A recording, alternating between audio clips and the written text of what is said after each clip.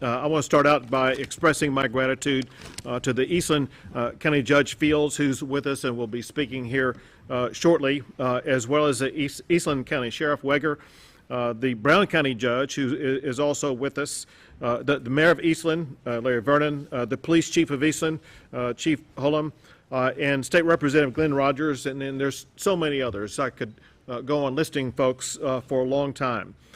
We thank them for working around the clock for the past few days to make sure that their communities around the entire region are being protected and preserved and saved as much as they possibly can.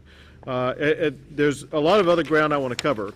Before I go further, however, I would like to meet with Anna Oliveira. Anna, is that you?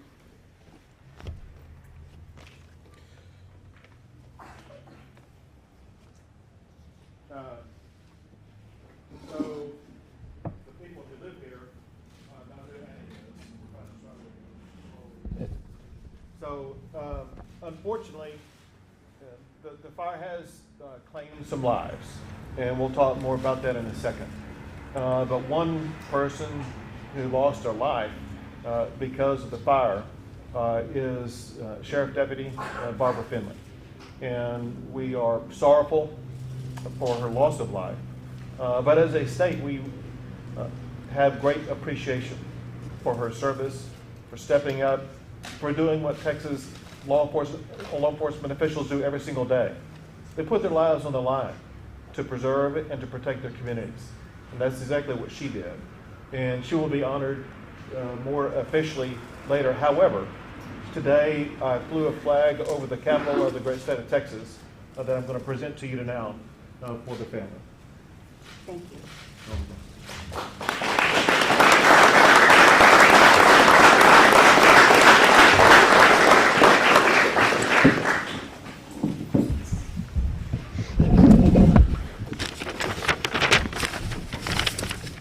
So, as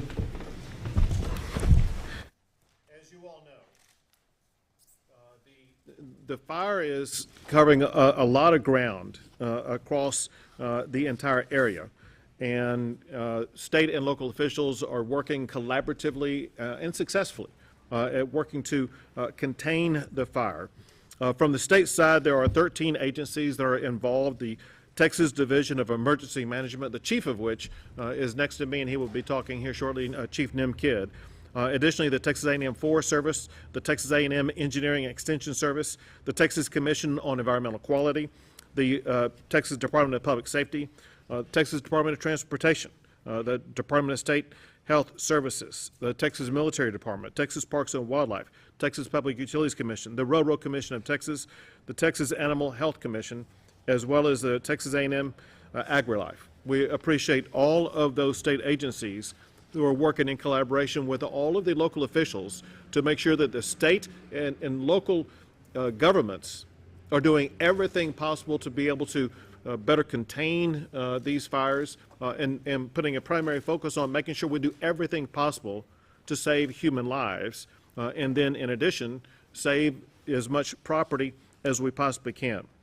In addition to all the officials who are here, I do want to especially recognize the fact that there are volunteers and volunteer firefighters from across the state, including representing at least 48 fire departments and coming from 22 different counties across the state. And are they represented by this chart right here?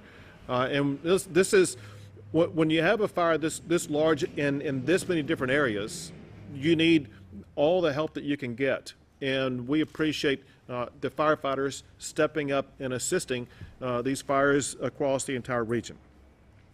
Already we know that there have been at least 50 homes that have been lost. Probably as we are able to better surveil damages here in the coming days, we will find more than that. Those 50 homes are located in Eastland, Comanche, and Brown counties. And again, as we learn more here in the coming days, we may find more either homes or other structures that will be identified as being lost. Because of these damages and because of the need for these communities to be able to respond to these damages, I'm at this time going to be signing a state proclamation, making it a disaster declaration to assist all of the local counties that are currently affected, as well as additional counties that may be added.